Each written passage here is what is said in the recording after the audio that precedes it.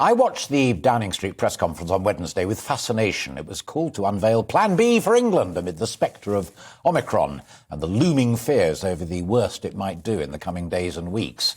The PM, Chief Scientific Officer to one side, Chief Medical Officer to the other, duly unveiled it. Masks are again a must in many settings. We should work from home again, if we can, from next week. Proof of having been jabbed and boosted or tested will be requirements for entry to or attendance at hostelries and some large gatherings. And we need to have a national conversation about the possibility of making vaccinations mandatory.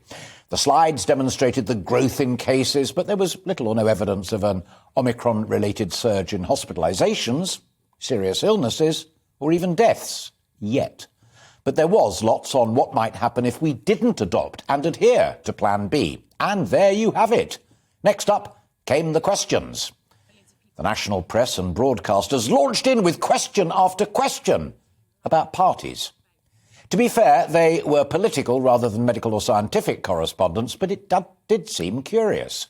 With the nation about to be put back into the little brother of lockdown, I'd have thought there would have been a fierce appetite for proof that we were facing a deadly threat and proof this package of measures would protect us from it.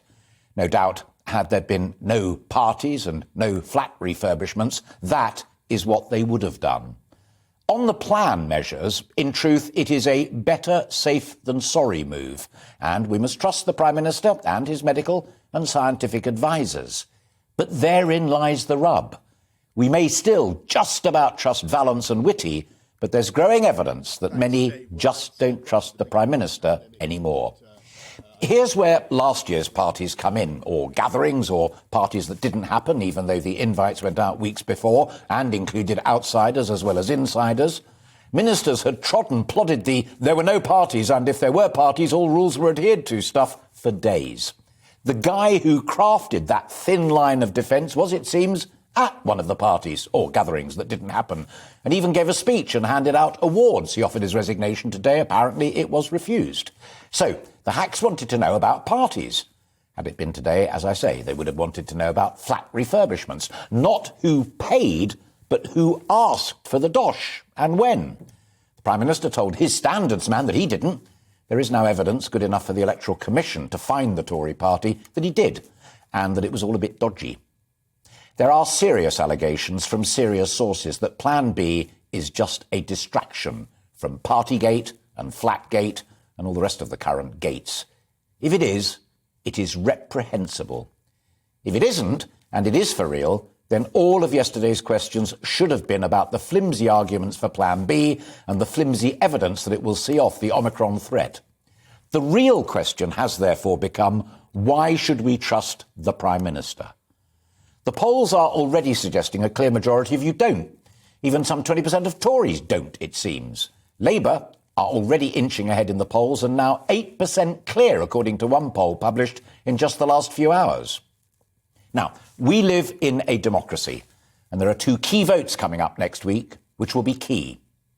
MPs vote on Plan B on Tuesday, and on Thursday the voters of North Shropshire choose who should replace Owen Paterson, the Tory MP who resigned over Lobbygate and Denialgate. The number of Tory MPs saying that they will vote against Plan B or abstain is in the double figures, quite high already, and some suggest it might even reach 100.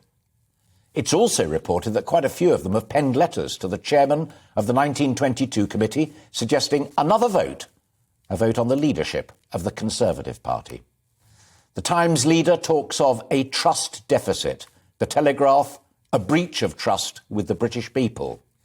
Whether it's recoverable or not, who knows? A victory on Tuesday with Labour support might help. A win, even with a sharply reduced majority in North Shropshire, would also help. Both are possible, but not yet bankers. Mr Johnson's greatest single strength is that his troops see him as a winner. Lose that, and all is lost. The Tories aren't sentimental in these matters. Quotes, "The party is littered with ruthlessness on these questions," says former Cabinet Minister Andrew Mitchell, who believes the PM will, however, get a grip and will probably survive. So does Fraser Nelson, editor of The Spectator and a Times columnist. But he suggests there will be a price to pay, with the Cabinet taking more of a grip and reining him in.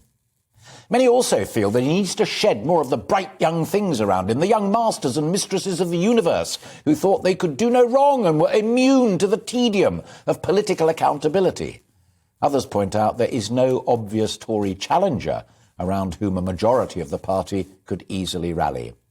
And some even suggest the sharpest criticisms come from old foes like Dominic Cummings, settling scores, as well as old-school Tories who find it difficult to forgive Mr Johnson for his high tax and high spending drift. As James Forsyth observes, they smell blood. Labour, though, doing better in the polls on voting preference, remain a work in progress as far as readiness and indeed fitness for government are concerned. Now, the Prime Minister may take paternity leave to reflect on all of this, but on paternity leave or in office, he has one central question to answer. How do I win back the trust of the people, my party, and not a few of my closest colleagues? Because, Prime Minister, as it stands, not a lot of them do.